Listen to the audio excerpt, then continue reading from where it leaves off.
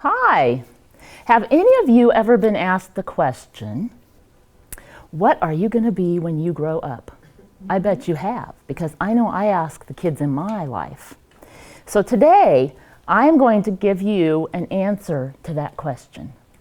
My name is Miriam Jones Bradley, and I'm going to first tell you a story, and then we're going to talk about what you can answer when someone asks you that question. When I was your age, my parents decided that I needed to take piano lessons. My mother was a wonderful pianist, a gifted singer. My daddy, not so much. He thought we all needed to have music around because he didn't, and that way we wouldn't turn out like him and not be able to carry a tune in a bucket. So he gave me piano lessons. Now, it wasn't the lessons I minded. It wasn't the piano playing I minded, because I loved making music. My problem was the discipline of learning which were lines, which were spaces, what those funny little things meant, and the timing, okay? I learned that I could play by ear. Now, that doesn't mean what you think, okay? It means that if you hear it, you can play it. So I got really smart about this. I would ask my mom, Mom, could you just play this song once for me? And if I could get her to play it once for me, then I never had to learn which were lines and which were spaces. But my mother was very intelligent, and she picked up on that, and so after a few weeks, I was back to having to learn the lines and spaces. And I'm just telling you, it was not a happy time for anyone in our house when I practiced the piano. Well, between 4th and 5th grade, my parents decided to set me onto another instrument. So they signed me up for cello lessons at school that summer. And I was in love. I practiced every day. Now the cello, that's the one where you sit down and you put it in front of you. It's a stringed instrument. It's not small. And I wasn't necessarily a large, tall child. I carried that thing home every day from school for 3 years. In fact, it didn't have wheels either. I saw one the other day that had wheels and you could just pull it. I was so jealous because mine never had wheels. But anyway, I got pretty good at that, and I actually was first chair for a few weeks in 7th grade in my orchestra. It was what I wanted to do.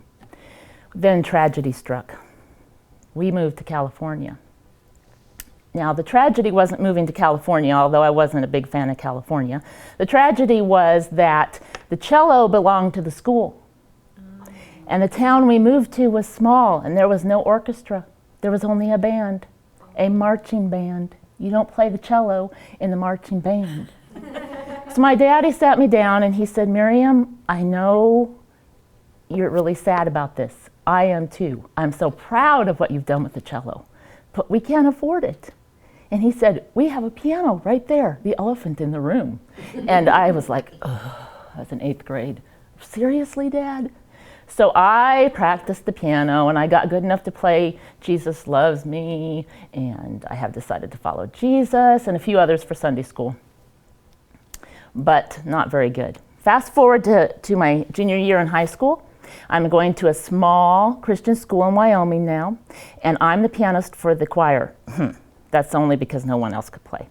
The choir director brings a cantata to me that she got at the Christian bookstore on sale. And she said, this is what we're doing. And I looked at it, and in my calm voice, I said, I can't do this. This is an arrangement. My hands would bounce all over the place, and my hands don't bounce. She said, it's non-refundable. You have to. And so I did. I didn't want to be embarrassed. I didn't want to disappoint people. And so line by line, measure by measure, note by note, I learned how to play. And it was one of the biggest accomplishments of my high school career. And today, I love playing the piano. Now, what about you? How does that relate to the big question I asked at the beginning? Well, the truth is, when I was a kid, like you, God was preparing my path. He was giving me what I needed to be what He wanted me to be when I grew up. And the same thing is happening for you today. So you don't have to worry about what you're going to be when you grow up. You just need to trust in the Lord with all your heart. You need to acknowledge Him in everything that comes into your path. You need to take the opportunities He gives you to do whatever you can as a kid. And someday, when someone asks you that question, you can look them in the eye and you can say, God's handling that for me. I can be whatever God wants me to be.